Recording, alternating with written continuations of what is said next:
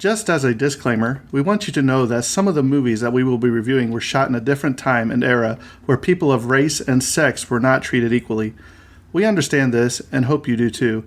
The movies or anything that happened on the sets are not the views of this podcast or what this show is intended to be all about.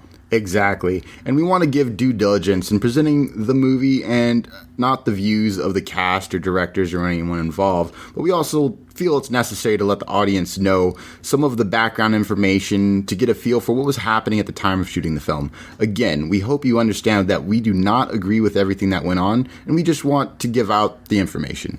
And with that being said, hope you enjoy the show.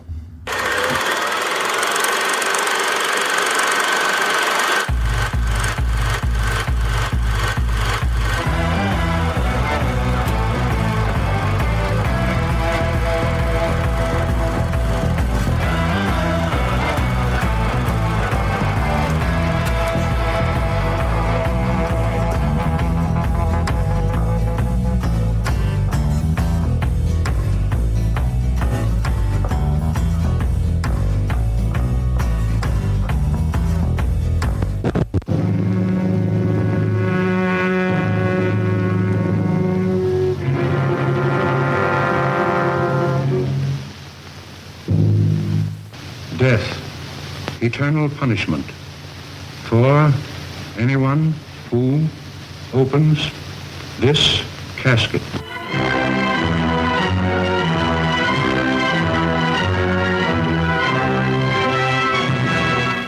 The Mummy. Is it dead or alive? Human or inhuman? You'll know. You'll see.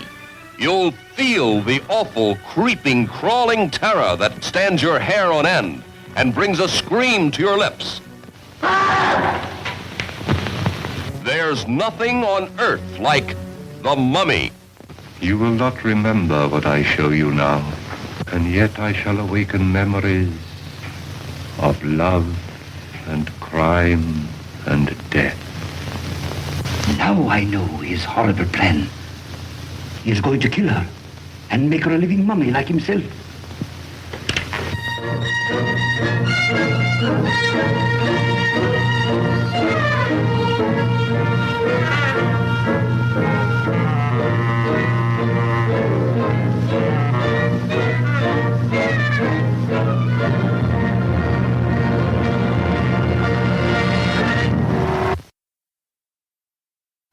Alright guys, welcome back. This is the fourth installment of the Universal Monster series. We will be discussing The Mummy.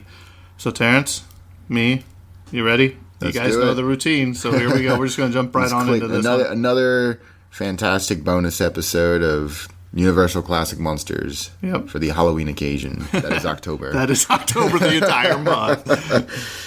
Alright, so The Mummy release date, December 22nd, 1932. Really close to Christmas. An interesting, close to Christmas kind of movie. Right? Yeah, like right. Usually release holiday festive things near Christmas, and you have The Mummy. The Mummy.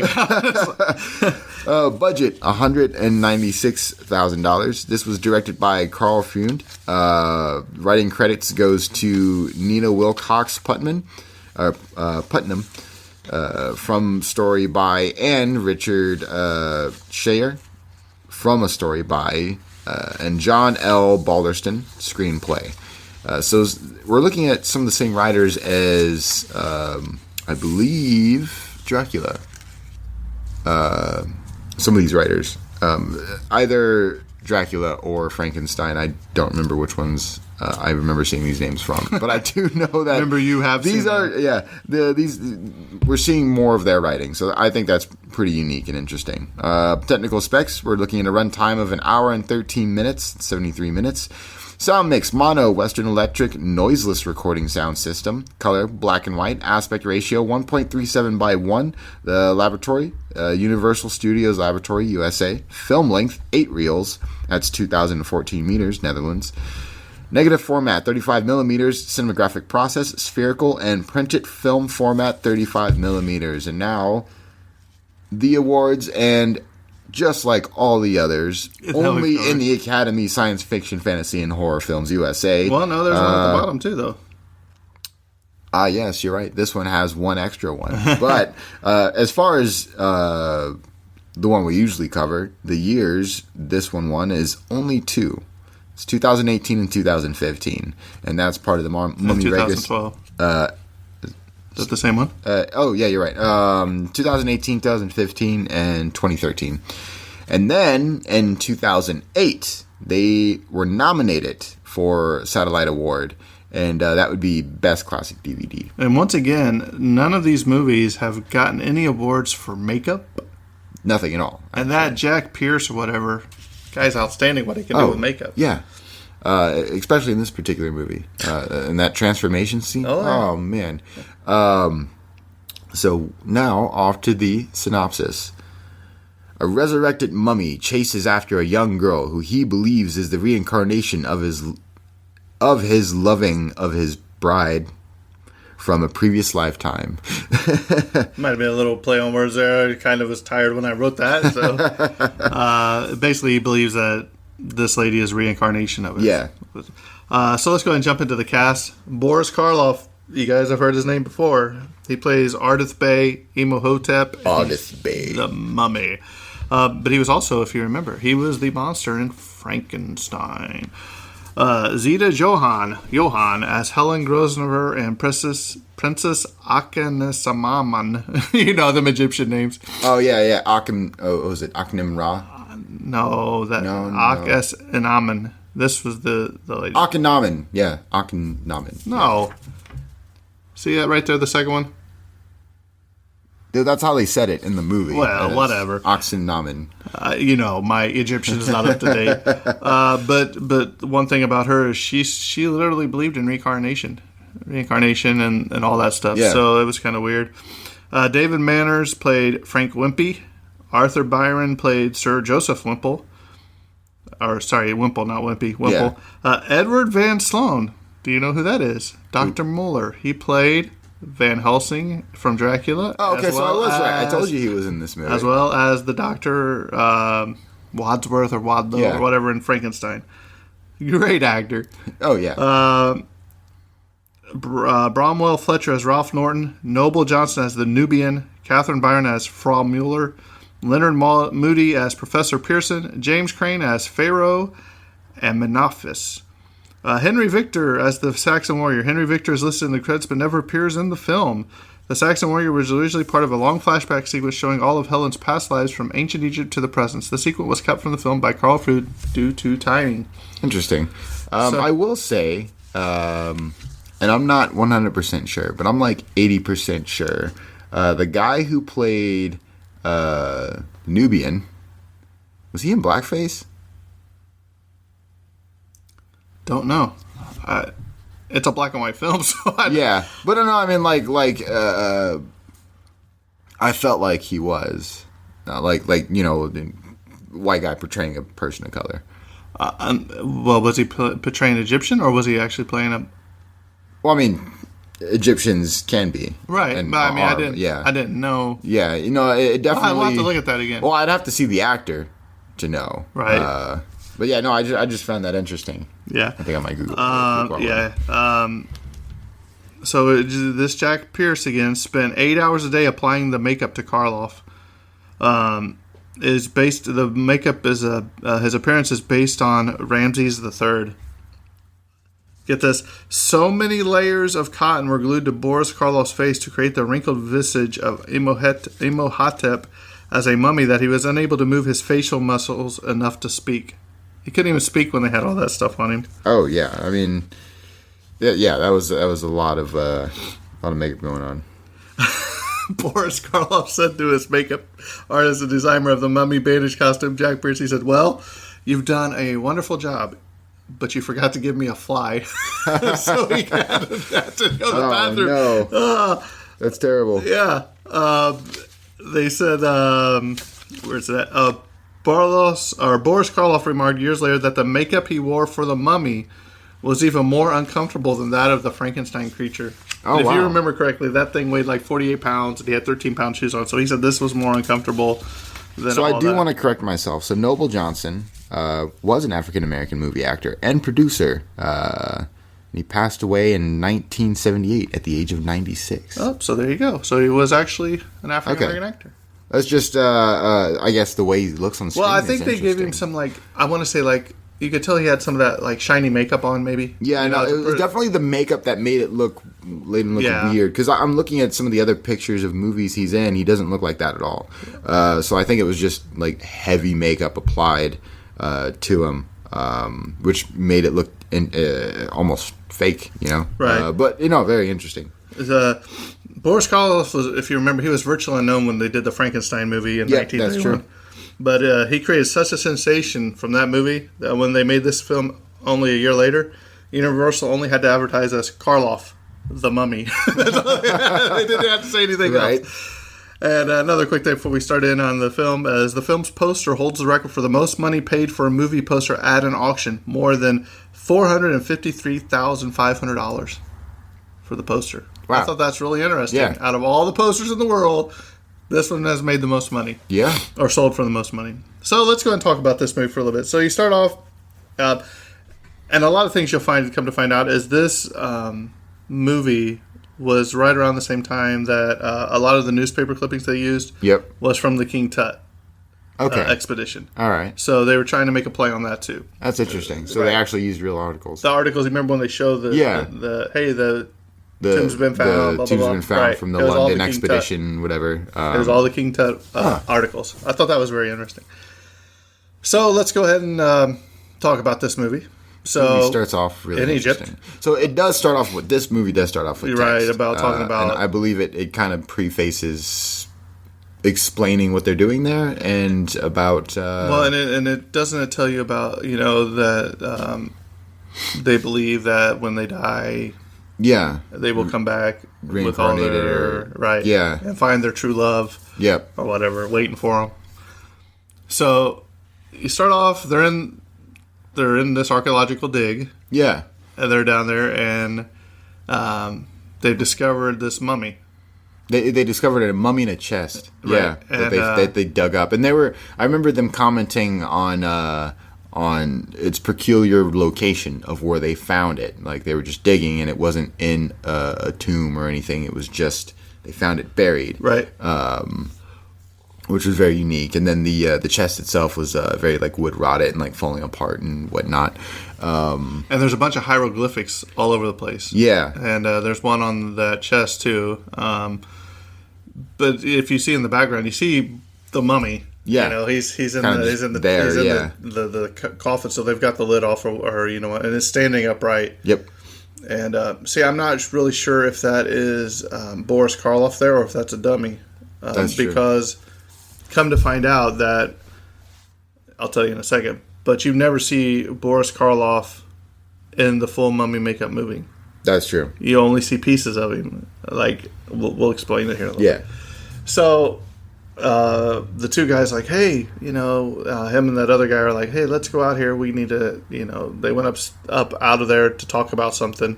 Yeah. And that one guy's still sitting there, and he's looking. And he reaches over and he grabs that paper and he starts reading. Well, so here's what's funny and what prefaces the scene is they open the chest and then they're reading they're all together inside and they open the chest and they're like the hieroglyphics on here it's a warning saying like this contains some kind of treasure, right? But you'll be cursed if you open it. And then so that's when they leave and he's just curiosity gets the best of him and then he opens it and then he pulls out a scroll, an ancient scroll, and he opens it up and he's just whispering it, He just, Yeah. reading it. You can tell he's reading it. He's whispering it. And I don't remember. Do they say what the scroll is later? Do they preface what the scroll is? Because it's the scroll that reunites two Egyptian gods. It was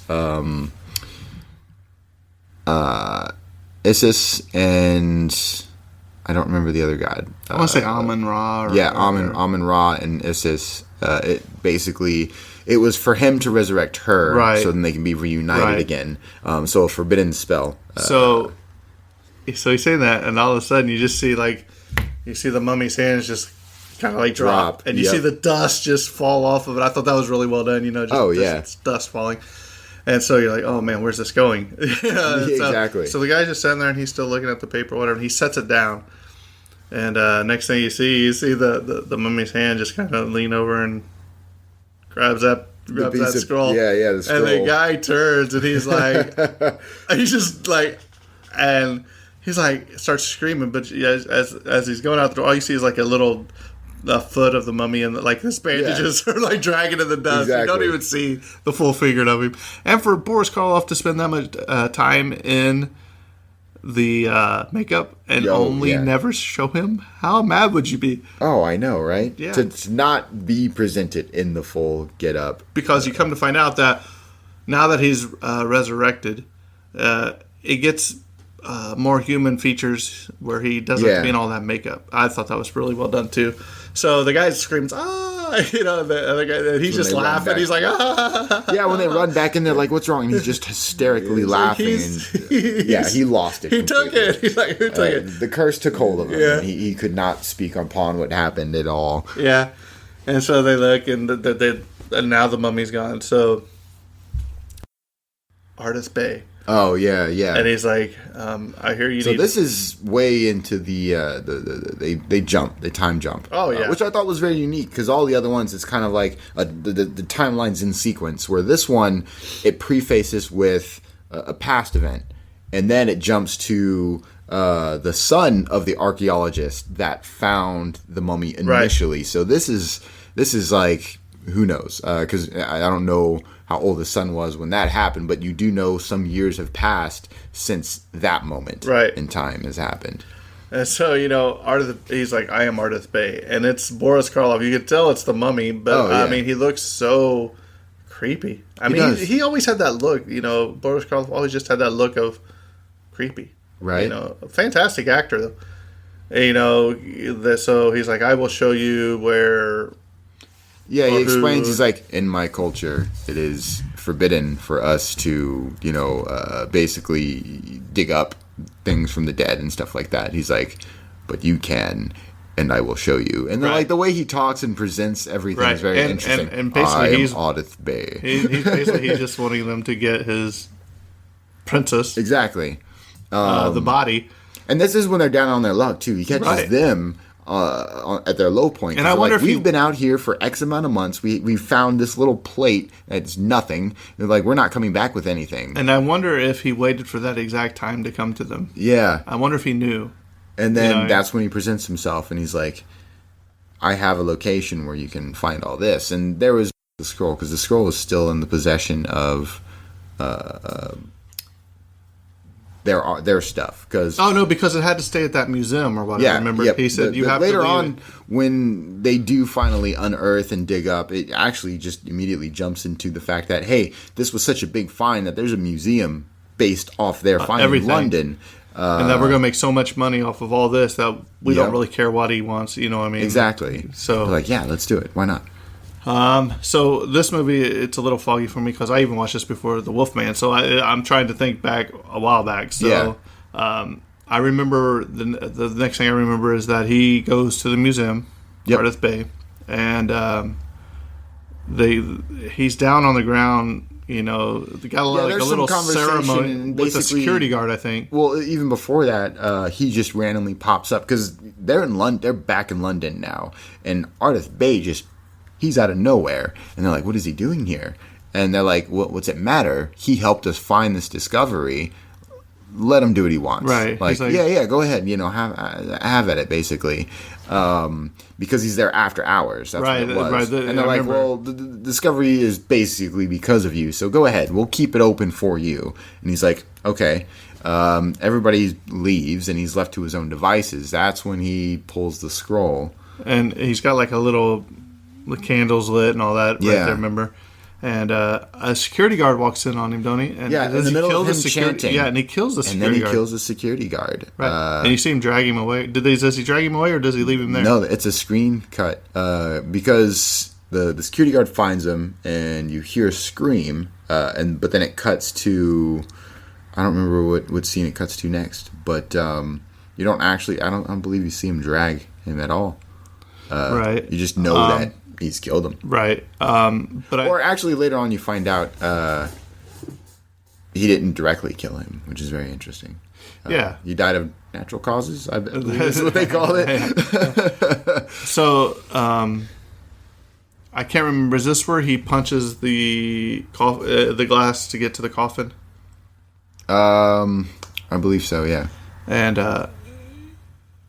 because he's like, "Oh, my love," it'll be. Yeah. And then I believe this is where he finds the girl.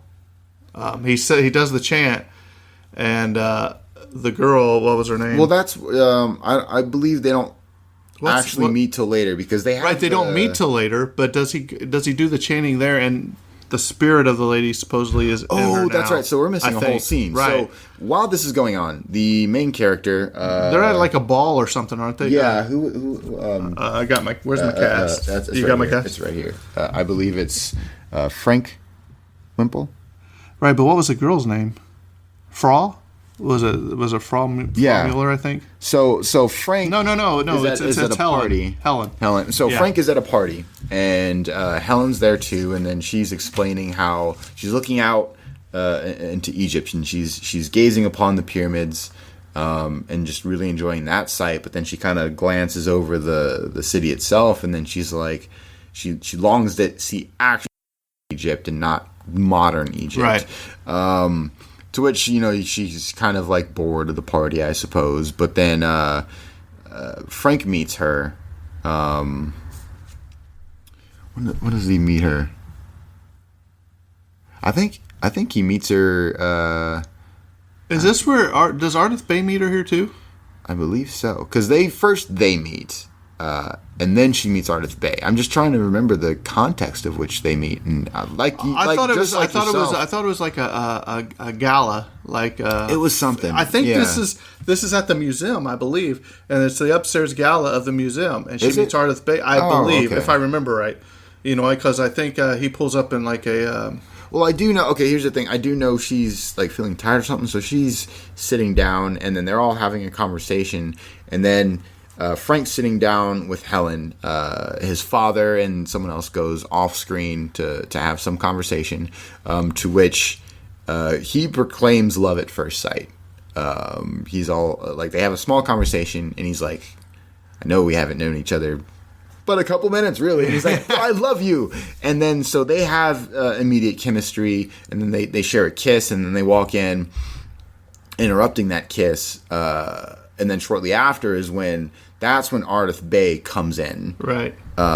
That's when you find out he's traveled all the way from Egypt. And that's why I think that was Yeah. at the gala, because the security guard was there because it was Yep. after hours. Exactly. That's what happened. And so, and then you have this very strange interaction after Helen and Frank are sort of have this interesting, awkward love at first sight type of thing.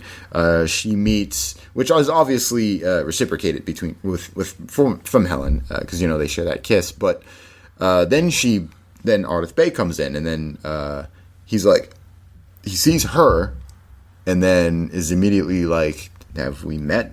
Kind of deal, and then she's got strange feelings herself, and then they're sort of like very not awkwardly, but like uncomfortably close as they're conversating. Right. And then that's when he goes downstairs and he starts doing the chanting, and that's when she starts responding to the chanting, Right. Because she goes to get up and tries to go to I think that's why I think there are two different locations, because she tries to go to the museum, and she actually takes a cab to go to the museum. Right. And so the gala and the museum are in two different locations, right? So And she's trying to get in, but yeah, it's locked. she tries to They're get like, to him, and "It's she's like, closed." I have to go to the museum. And then they're like, okay. So they take her to the I think he pulls up in a second later, you know what I mean? He's like, "What are you doing?" Exactly. He's like, let's get you back to the hotel. I believe the hotel is where the gala was, maybe? It's all confusing. it's- You know what? Like all these movies, I am very confused on the location of anything. But this is a good movie. I feel like yeah. we're not doing it justice because we're It's an excellent movie. It right. really We're is. just trying to remember It's- things exactly. from something we watched some time days ago. Yeah. And so, okay, I think we finally have everything. So now, correct. basically, she is the reincarnate. Ardith Bay did the chanting, and now Helen is now the official. Then you find out that through conversation that she's part Egyptian, And Right. through Ardith Bay, you also find out that she's basically the reincarnation of Akhenaten Amen. It's Princess Akhenaten. Right. So now you have Ardith Bay knowing that she's the one, Yep. and he comes up with the great master plan because I think he wants to now put her back in her old body. Is that This right? is before Because- the master plan. So first, he's just trying to get the scroll back, and so you have this interesting scene where Yeah, but where is the scroll at this time? I'm trying it's to with remember. his father. Is it it's still with his father? It's with Sir Wimple, Sir Joseph Wimple, Sir Mr. Wimple. Is that the Sharma guy, Mr. Wimple? So he has a conversation with his compatriot, and basically they're like, we have to get rid of the scroll, right? And he's like, you have to destroy the scroll because I think they figure out that that the scroll's somehow connected to the mummy. That's what it was. So after the security guard died, I know it's all coming back to me. Boy, It's you all should see rushing he's back. really excited right now. His hands are waving. If you keep talking, it'll come to you. I know, right? So after the security guard dies, they put two and two together, and then they were like, okay, I believe that Ardith Bay killed him. And they're like, oh, wait, Ardith Bay is actually Imhotep, and Imhotep is the mummy. And they were like, okay, so if he's actually been resurrected, and our other compatriot didn't that was the reason why he went crazy, we have to destroy the scroll. That's the only way to get rid of him. Right, but Ardith Bay ends up stealing the scroll.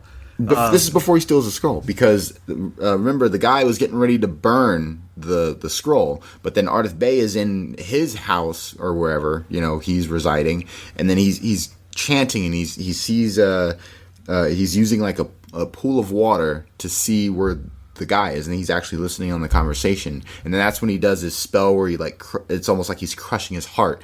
So the guy's having a heart attack, and then you see Ardith Bay sort of looking like his hand is in the motion of like he's holding the guy's heart, and he's just squeezing it, and that's when you see the guy have a heart attack, and he doesn't actually get the scroll to the fireplace.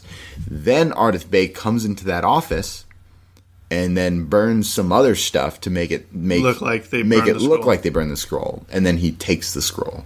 Yeah. Well, it says when Ardith Bay steals the scroll from the Egyptian Museum, he was supposed to have left powdered skin in the form of a handprint, as it did when he escaped from this tomb after awakening when the scroll was read. The scene in which the handprint was discovered was cut from the film, though. So he was supposed to leave that. Yeah. So I don't know if he has to do a chant or something to keep in his form that he's in. That's never said. You know what I mean? Yeah, it isn't at all, because you only see him as Ardith Bay. Right. That was something I didn't really understand, but it's still great. Yeah. There was something else. Oh, let me go ahead and get these little information out of the way. Unlike the other Universal Classic monsters, the other Mummy movies have no direct relation to this one.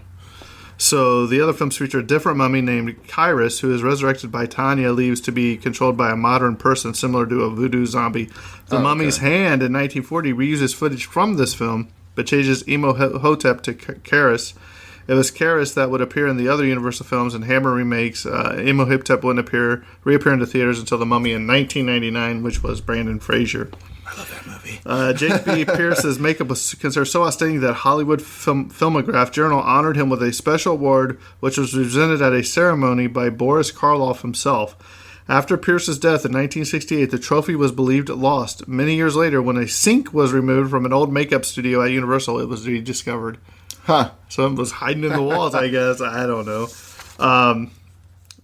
One thing, the actress that played Helen, Zita Johann, later recalled that Carl Fruhn's nastiness to her, that he didn't like her. He said Carl Frun made my life very unpleasant. It was his first picture as a director, and he felt he needed a scapegoat in case he didn't come in on schedule. 23 days, I believe, it took to film. Well, I was cast as the scapegoat, and I saw through it right away. Before shooting started, I asked Frood and his wife over for dinner. He told me for one scene I would have to appear nude from the waist up. He expected me to say, no, I won't. Instead, I said, well, it's all right with me if you can get it past the censors, knowing very well that the censors at the time were very strict there, which we talked about, the censorship. The other thing about the same thing was, among other indignities... Is that from... so she's the one who played Helen. So, like, you can actually kind of see him trying to get away with that with the clothing she's wearing. Because it's very, sheer. The front... sheer, yes. It's very sheer. So, like...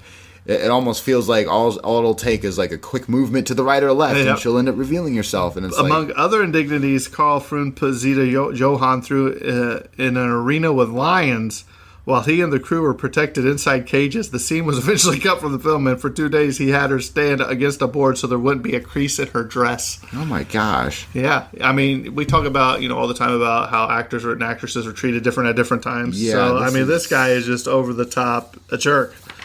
Poor Zita. I was like, I don't know what she did or whatever happened. Well, I think it's nothing in particular. He just needed somebody to pick on. It sounds like. Well, I think he was looking for in case this bombed or whatever.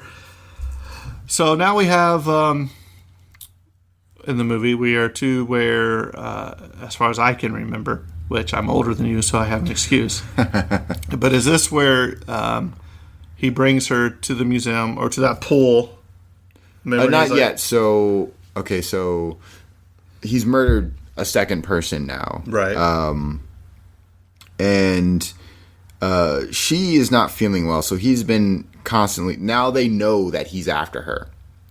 And so she's resisting the constant pull from Ardith Bay. And she's fighting, but she's getting ill because of it. And then Frank and... his father are talking, and his father's like, well, we've been trying to track Ardith Bay. He's disappeared. We have no idea. Like, we've lost all traces of this guy. And I think the only way we can find him is to let her succumb to the calling, and we'll follow her. And to also which, this I don't remember, but he also receives a pendant from one of the Egyptian gods just to protect him, which he wears up to a point. Which after she gets sick, that night where they decide that she's just going to let the calling take over her, he puts his pendant on the door, and to which there's a cut where it goes back to Ardith Bay, where he mentions that the only thing that's keeping her from coming back to him is Helen's love for Frank. And so he's like, I have to get Frank out of the picture. So after he takes off that protective pendant and puts it on her door, and this is back when I'm talking, or like, there seems to be a theme in these classic Universal monsters. I received this pendant to safety. I'm going to give it to this girl now. So he removes his safety pendant, to which now he's reciting that same spell and has, his heart in his hand, so to speak. And now he's suffering those same things, and he's crawling to the door, and it looks like it presents it to the way where as soon as he grabs the pendant, it looks like he dies. And I thought that was very well done, because I didn't know which way they were going with it. I'm like, is he actually dead and he just didn't make it in time? Or is it one of those things where you think he's dead and then they find out he's alive later? Turns out it was the latter. And then that's when she succumbs to the calling. So she actually goes to Ardith Bay. And this is where, he goes to, they pull up and he's like, I want to show you something, and he does that little voodoo thing in the pool of water. And now, here's the thing. Those are two different locations. They go to the museum to retrieve her Princess Akben Amin's belongings. He brings that back to wherever he's residing. He's not at the museum. He's in some location that they never really. It kind of looks like a museum, though, right? Because, it does. He has everything ancient. Because remember, because I thought it was a museum. Because I thought when they walked by, it's because it's right after the scene. There's like a little door. I thought they walked through. You know what I mean?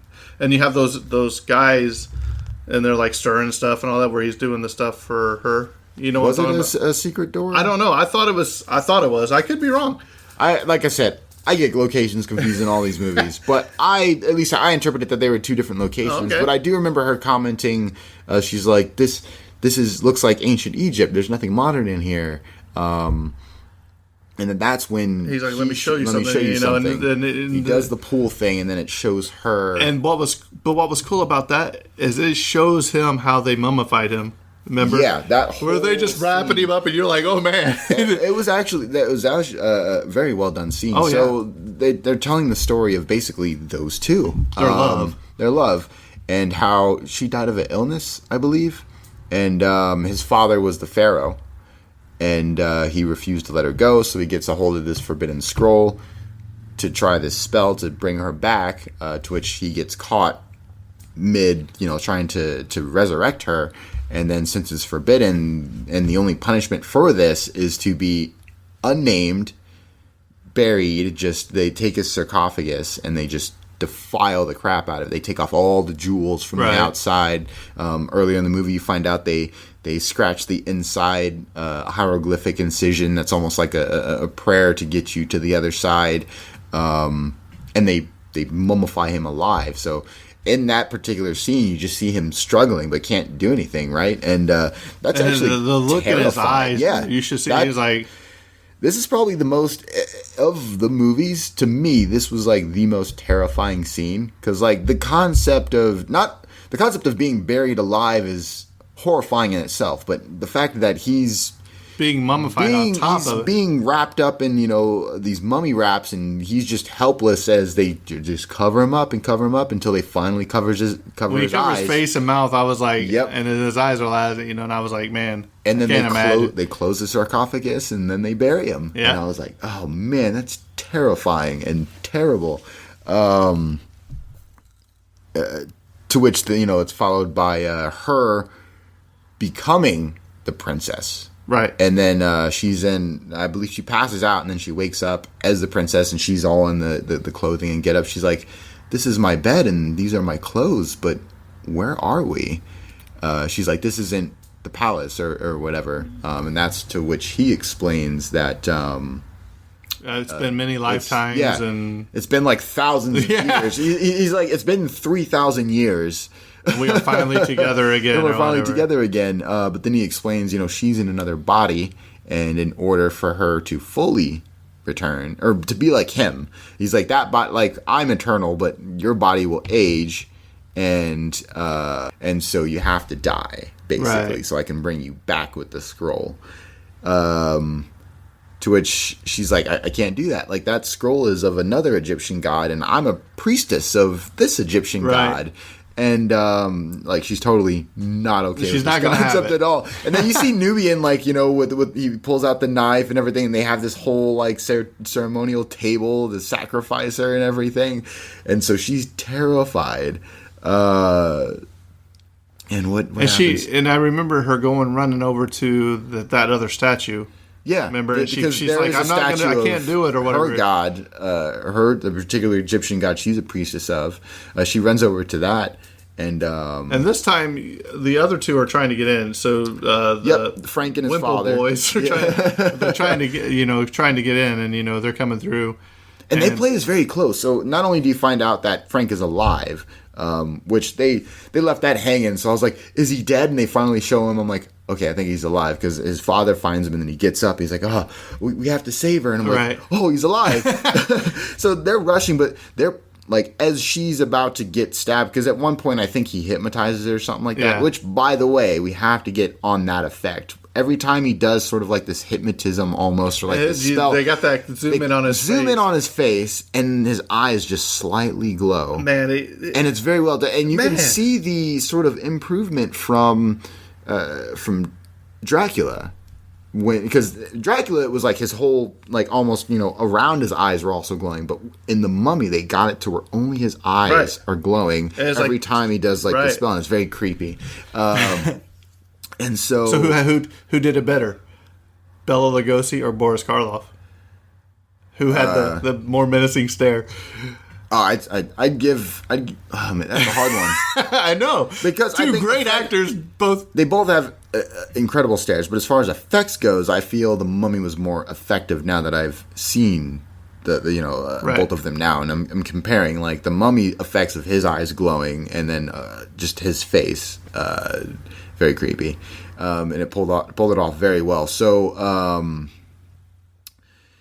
everything's played so close. Like, it looks like he's gonna kill her and he's hypnotized her, so she's like, yep, I'm okay with it. And then he's getting ready to put the knife to her, the stone, like, just the old knife, you know, the sacrificial knife. And they're rushing and then to the scene, and they're, you know, pulling up to the museum, and it's you know, they're playing it like, are they gonna make it? And then that's when they finally, right when the blade like just touches her stomach, but not completely, you know, stabs her or anything yet. That's when they burst in, and then I think she goes over, and that's where she gets by that statue. That's right. And then all of a sudden, you see the statue's hand she's coming praying up. to the statue, and you see the statue's hand come up with that. The Ankh. I want to say Ankh. It's an Ankh, yeah. And it raises up, and it zaps him. And you see him turn around. He's coming at her with the knife again. Yeah, that's right. And he's coming at her with the knife. And it zaps the scroll. It zaps the scroll, and the scroll burns. Burst into fire.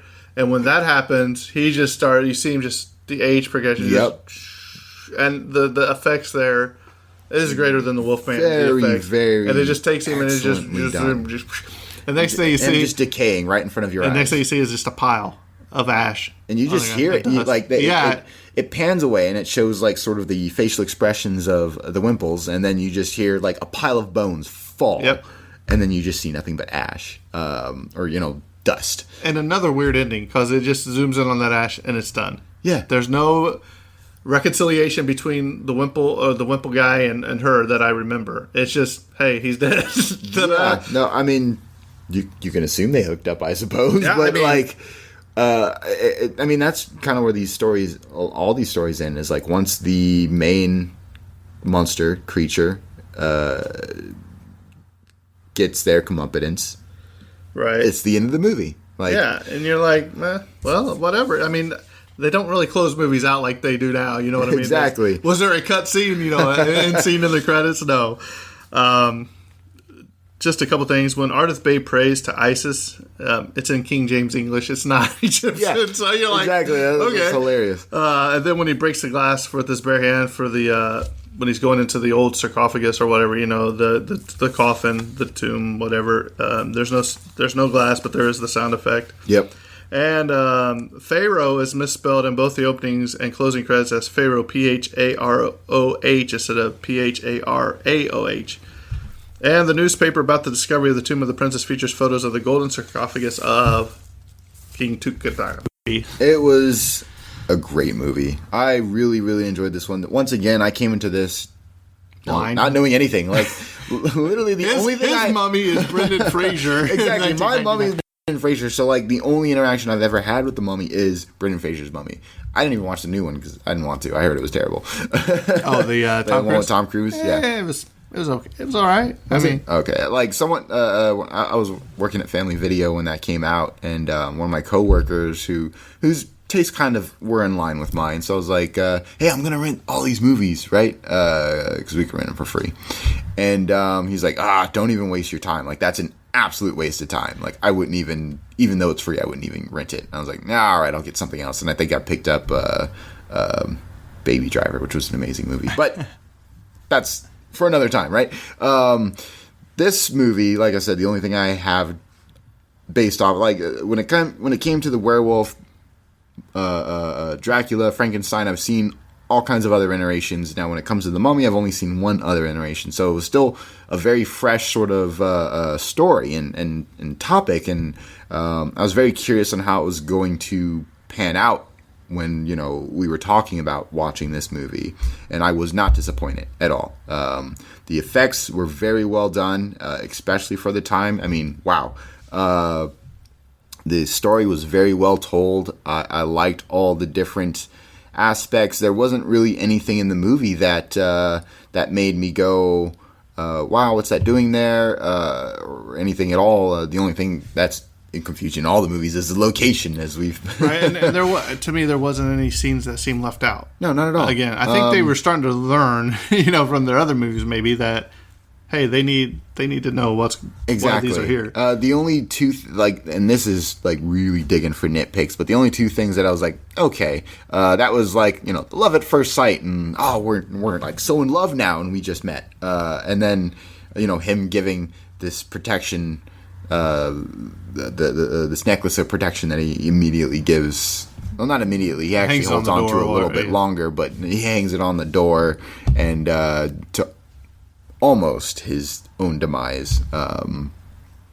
But yeah, no, it was a really good movie. I highly enjoyed it. And the thing I liked about this movie is it's the first time in the movies that it's they're basing it off history.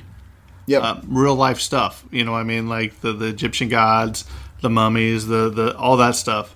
Archaeological digs, and they throw in the And they King Tut actually stuff. do explain a lot of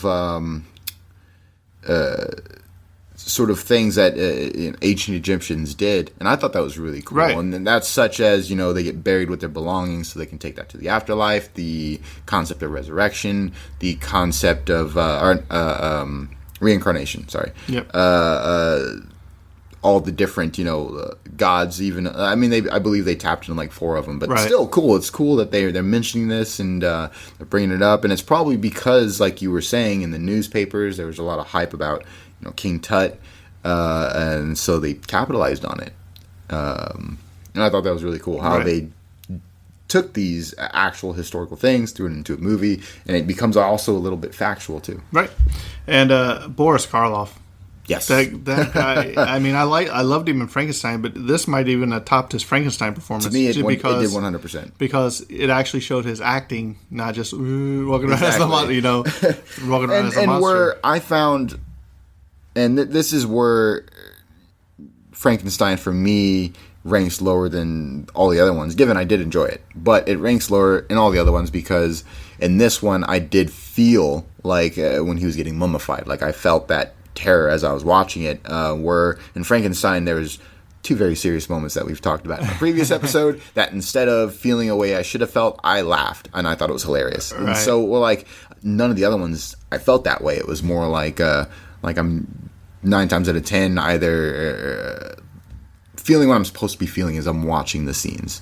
You know, when Frank was dying, I thought he was dead. I was like, oh crap, like which way are they going to go with it? And I had sort of this you know, awesome feeling when you watch a movie for the first time, and so this one I really did enjoy. Yeah, another outstanding performance by the Universal Monsters. I mean, that's why Absolutely. we're doing these, because people like you that have never seen them, but it also opens the door to maybe like your Brendan Fraser. It goes back and shows some of the earlier footage that they probably drew inspiration from. And you know what? It's funny because after watching this, I'm like, oh, I have to rewatch the Brendan Fraser one now. Once I get time, because I just obtained the newest Spider-Man, so it's like, oh, I gotta watch that. But I will watch The Mummy, and I'm gonna watch The Mummy.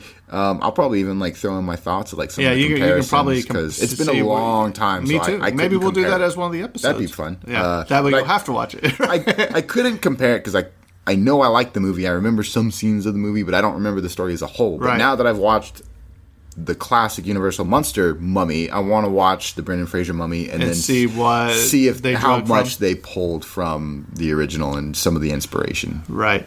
So, with that being said, I think we're done talking about the Mummy. The next 2 that we plan on doing next week will be The Invisible Man, And which Creature of the Black Lagoon. Creature from the Black Lagoon. But The Invisible Man, I just finished that, and I finished the Creature from the Black Lagoon. But The Invisible Man, I'm telling you, you think these movies are good? The stuff they did with special effects and stuff with The Invisible Man is amazing.